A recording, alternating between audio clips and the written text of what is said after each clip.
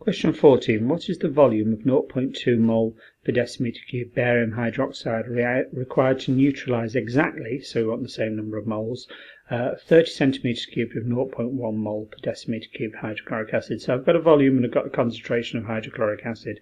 I can work out the number of moles, and the number of moles of barium chloride, as long as it reacts 1 to 1, we'll have to look at that, 1 mole to 1 mole would be exactly the same. Let's work out the number of moles of hydrochloric acid first of all. I've got 30 centimeter cubed.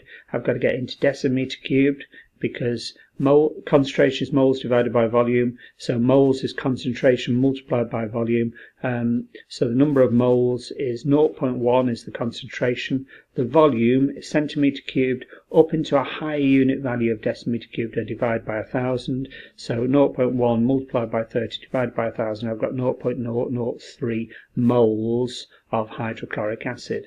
Now the same number of moles of barium hydroxide would react, and the number of moles of this would be the same, as long as 1 mole of barium hydroxide reacts with 1 mole of hydrochloric acid. So how do I know that? Well, I have to write an equation, or at least think about the equation. Barium hydroxide, look, barium hydroxide is an OH minus ion. Barium is 2 plus because it's in group 2 of the periodic table. It forms 2 plus ions. So an OH 1 minus ion, I'm going to need 2 OHs. A Cl, when it forms barium chloride with hydrochloric acid, barium 2 plus, Cl is in group 7, so it gains 1 electron, so that's minus 1, so I'm going to need 2 Cls, 2 1 minuses to cancel out the Ba2 plus and leave no charge left over. So I've got 2 Cls for every Ba, I'm going to need 2 HCl, so it's not 1 to 1. 1 mole of barium hydroxide does not react with 1 mole of hydrochloric acid. 1 mole of barium hydroxide reacts with 2 moles of hydrochloric acid. So I've worked out the number of moles of hydrochloric acid, 0.003, but 2 moles of hydrochloric acid react with 1 mole of barium hydroxide, 2 to 1. So I need to divide this value 0.003 by 2, divide it by 2, because I've got half the number of moles of barium hydroxide that have hydrochloric acid. So I take the hydrochloric acid, divide it by 2, I've got 0.0015 moles of barium hydroxide reacting. So concentration equals moles divided by volume. So volume equals moles divided by concentration. Number of moles is 0.0015 for the barium hydroxide. My volume is my concentration is 0.2, so divide by 0.2, 0.0075 decimeter cubed. It wants it in centimeter cubed, so decimeter cubed down into a lower unit value of centimeter cubed, I'll multiply by 1000, 7.5 centimeter cubed. The answer is D. Which reaction has the largest atom economy for the production of hydrogen? So what I've got to do is for the to work out the atom economy, then I work out the relative formula mass of the products.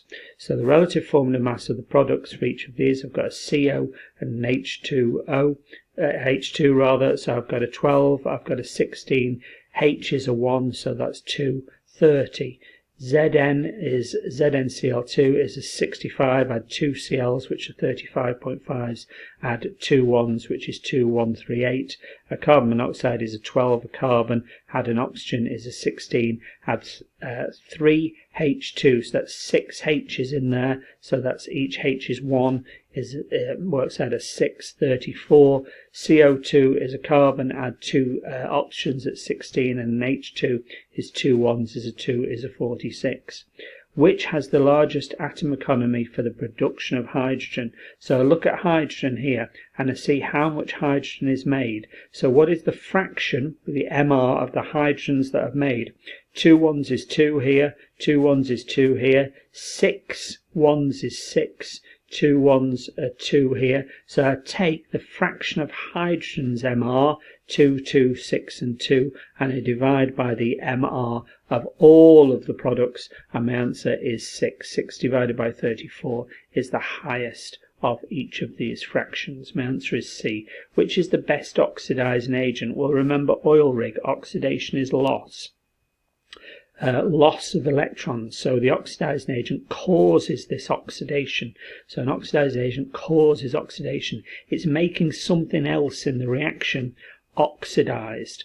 So the oxidizing agent, whichever one of these, is causing the other reactant, the other thing in the equation, the other thing that's reacting, to be oxidized. So it's causing the other thing to lose electrons. So if it's causing the other thing to lose electrons, it itself must be reduced.